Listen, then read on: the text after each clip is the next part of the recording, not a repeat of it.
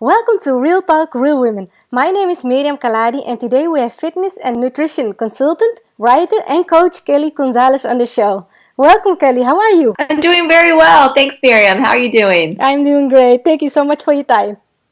Absolutely. Glad to be here. How did you first get interested in health and fitness? Growing up back in Maryland on about 18 acres, I grew up where it was just woods and I didn't have any other kids around. And so I took care of horses and we had animals. And I just found such bliss in the process of the movement and caring for the animals and the hard work that went along with it. And it was play for me. And so when I got involved in sports such as lacrosse, I just took that same attitude along with me, and training was enjoyable, was fun. In the back of my mind, though, I create this sense of competition because I always thought, oh, all the other kids in the neighborhoods are playing together, they're playing matches. So I became very hard on myself. It was good and slightly bad because I would play nonstop wall ball and do everything that I could, thinking that I had to be the best, had to be the best, and it got me very far. But at the same time, when you get into your 20s and all, that voice can get a little bit too harsh sometimes. So at this point in my life, I really found the balance between it. How did you get into the competitive side of the fitness industry, and what was that like for you? I started competing in 2009. I did my first show, and it was just just kind of fell into it, I would say. I had graduated from college, and at Johns Hopkins, I started writing the health and fitness column for our school paper. And so I had all these articles when I was done, and I was like, well, I want to put them out there. I want to share this good news with people, share what I love. So I was designing a website, and for the website, I needed to do photos. So I was like, well, I want to have nice photos. I want this website to look great. So I did my first photo shoot and trained for it. When I do anything, I go all out. So did about 6 weeks of training for the photo shoot. And by the end, my coach and one of my mentors was like, hey, there are these competitions, and it's a bikini division. You should go try it out. And I ended up doing very well. Just in the flow of things, I won my first show, regionals, went on to nationals, and got second place. And then like the fire was there. I was like, okay, I can do this. And I just went on the path. Who do I need to work with? What do I need to do? And turned pro in 2010. Went to Olympia in 2011.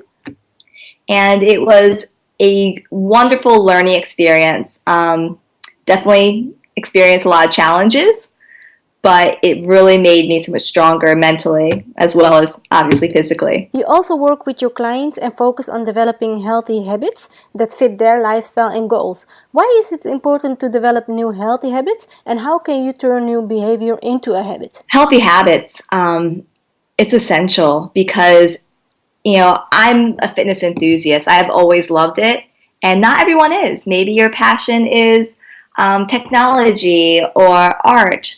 But no matter what our passion is, we need to be healthy in order to do that and to live our best lives and really create these amazing experiences. And at the end of the day, that's what it's all about. So I want to help people find what works for them and fits their lifestyle, because I honestly don't believe there's one way to go about fitness. I'm never trying to say market something and trying to say, okay, this is it. This is the best way to do it. And I encourage people to find the best way for you. Like, be in tune to you, your body, what you enjoy, and work from that space. Like, work from a space of love and carry that over into fitness. Put meaning behind what you do. And forming healthy habits, I believe in routine because it just falls into place. It's like, well, I'm so used to doing this. And if we can just exchange, even just like a couple, like one at a time, one healthy habit in replacement for an unhealthy habit, amazing changes happen. And you grow so much more confident in your ability. And then you're like, wow, if I can do this, what else can I do? And it becomes almost like a game. Like, what's next? How exciting is this? How empowered I am because I did this. That's what I love to teach. It's like giving people that space of You are more powerful than you know. Would you say that it is as much mental as it is physical? And how do you build and maintain a positive mindset? It starts with the mental aspect. It starts with the mindset. We can go through life and be disengaged and not pay attention to things and just keep putting it off, putting it off. And then something will happen and you're like, you know what? I really don't feel great. And I need to do something about this. And we bring that to the surface. What can I change? We bring things into awareness. The mind is tricky because it'll play, literally it's a jokester, it'll play tricks on you. It creates these illusions as far as what should I be doing? And we read into that. And we don't always go within and listen to what do I really need to be doing? What's going to work for me? And it's easy to get caught up in this feeling of I'm not good enough. And I don't deserve this. And I need to take care of everybody else but myself. But really, you can only ever take care of anyone else when you take care of you. I experienced that in my own life a lot, that I'm not good enough. And, if you work from that space, you're working from a space of fear. And there's either fear and there's love. And the intention is to choose love. But it's very, very easy to stay with that fear mindset. But changes don't happen with fear. They happen when we're like, you know what, I love myself enough to do something about this. And I love the people in my life enough to be so great for them by being so wonderful to me. And it's really just carrying that with you. And it's not easy. It's really not. I mean, every day you have to wake up and you have to make that decision. Okay, I'm going to be kind to myself so I can be kind to others. I'm going to do good things for me so I can do good things for others. And it's all in the mind. It's all a choice. And eventually, if you start saying that to yourself enough, you start living that, your cells, they catch on, your body, your brain, the networks change, and your life becomes illumined. It just totally illuminates because it becomes your belief. It becomes your truth. And at first, we don't believe it all the time. We're like, oh, that doesn't feel right. That feels weird. I'm not used to saying that. But when you relearn and you reprogram, this is who I really am, and I'm so deserving, it's almost effortless, Miriam. It's amazing. It just happens. And that's why I tell my clients when I talk about being in the flow. You make it fun. You make it enjoyable. You come from a space of love. And things happen, and we don't have to worry about how, why, this and that. Just let it be. Just be you. I read somewhere that your goal is to educate, motivate, and inspire others. The inspirational aspects come natural to you. But tell me a little bit more about the educational side of things. How important is it for people to educate themselves on health and fitness? Oh, geez, it's so important to be a lifelong learner. When I was younger, I had to, when I started playing sports, I had to empower myself. And I even learned how to make my own healthy meals and what to do. So I'm like, I feel really good. I really love this. I really love, being connected to my body and the way I feel when I work out. And I want to stay healthy so I can keep doing this. So even at a young age, I experienced that.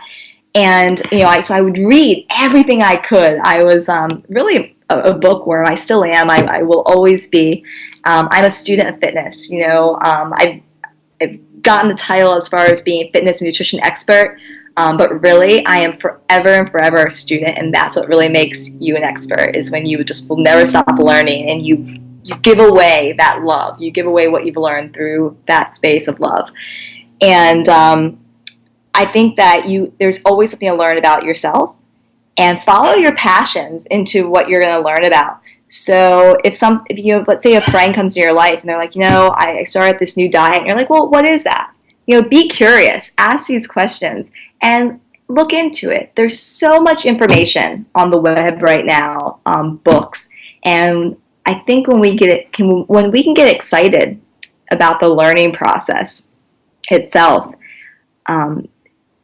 it just becomes so much easier and so much more real and enjoyable, really. And you look at it like a buffet. Fitness, nutrition, it's like a buffet. It's like, oh, there's this, there's that. What do I like? What's going to work for me? and you try things. And with that, you figure out, well, let me fuse this together. I like this and I like that. And let me dabble here and there. And there's no limit. It's not like, it ever ends. So just keep following your passions in regards to whatever it is that you are inspired to do. However it wants to be expressed, go for it. You spend a lot of time on educating others through your writing, consulting, and coaching. Why is it important for you to share your knowledge with the world, and what have you gained from that? Writing helps me learn. It does. I can fuse together what I'm learning, and I can put it down in a way that's cohesive and simple and understanding, a way that I can understand it. If I'm like, well, if I can understand it this way, maybe somebody else can understand it this way. And you just keep following that. And it's really important for me to keep learning. I will always learn, because that's what really drives me. I've done different sports and had to learn about different diets and various challenges. And the writing and the teaching helps me overcome it, because you learn that you're not alone in the struggle. It's like, well, if I need to learn this for me, if this was challenging for me, I'm sure it was challenging for somebody else. So how can I serve? How can I help? Writing and consulting is just my way of giving. If you had to choose one thing that people in general keep getting wrong about health, what is it and how can they fix it? Honestly, it goes back to, I think it's going to be different for everybody, whatever is challenging. I think it's perfection, looking for the best thing. Because we get trapped in that fear, right? Where it's like, well, I want to make sure I'm making the best decision. And if I don't feel like my decision is the best, then I do nothing. And I think that would be the biggest mistake, is just never trying. Never going forward with, that little inkling, that little, spark of passion, insight. And just staying with that thought of like, well, I'm not good enough, this isn't good enough, so I'm going to do nothing.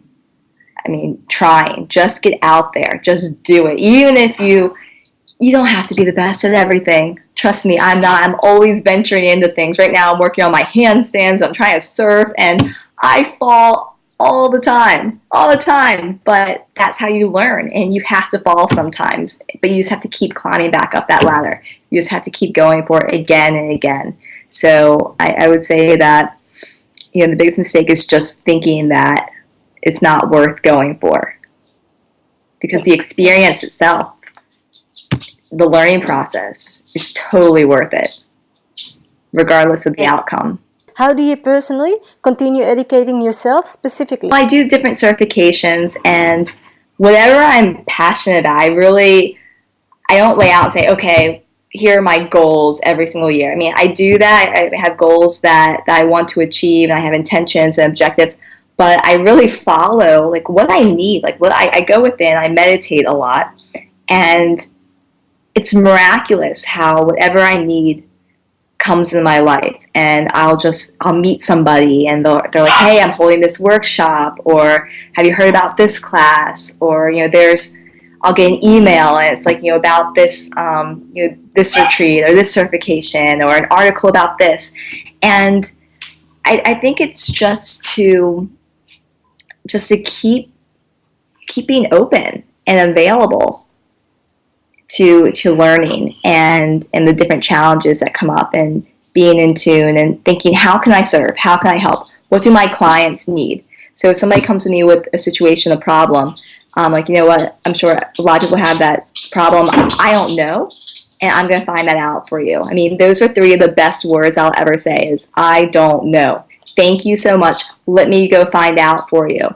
And we can all practice this together. You've been a lacrosse player. You ran track, did marathons, competed as both a figure and bikini athlete. It took you some time to find your sport. Do you have any advice for people who have tried different things but haven't found anything that really suits them? When it comes to sports, it doesn't have to be a sport with a competition. It doesn't have to have this finish line. Fitness is just going forward with what makes you feel good. And for some people, it's hiking. And it doesn't have to have this this like end competition. I'm the best hiker, or I fall into this label as far as I'm a runner, I'm a triathlete, this is my sport, because I don't think that we're defined by any activity that we do or any sport that we do. So that was what I did at that time because I loved it. And your passions change. And so then when your passion changes, you go into something else. And so if you haven't really found what works for you in fitness, I would say meditate. Go within and look at, where am I challenged? And be honest with yourself. What do I do? What can I do? What can I do right now? I mean, the easiest thing to do is just get started with walking, right? And it doesn't have to be like, you don't have to be the best walker. You don't have to be the best jogger. You just have to do something that's for you. And in that, I mean, make your sport the sport of improving you in whichever way is efficient, effective, and totally enjoyable. I enjoyed sports because it's part of my personality, and it's not part of everyone's. So it doesn't mean that there's no movement involved. Where can people go to learn more about you? My website is KellyGonzalez.com. You can follow me on Instagram and Twitter at Kelly G Fitness, and Facebook at Kelly Gonzalez. Is there anything else you would like to share today that you feel we've missed? I think you did a great job, Miriam. Thank you so much for letting me be a part of this and do what I love as far as inspiring and helping and spreading the good word of being yourself, being in tune to you, living fit, and illuminating your life. It was great having you on the show, Kelly. Thank you so much. Thank you. Really appreciate it. And thank you so much for watching. My name is Miriam Khalladi. For more inspiration, check out our website at therealtalkrealwomen.com.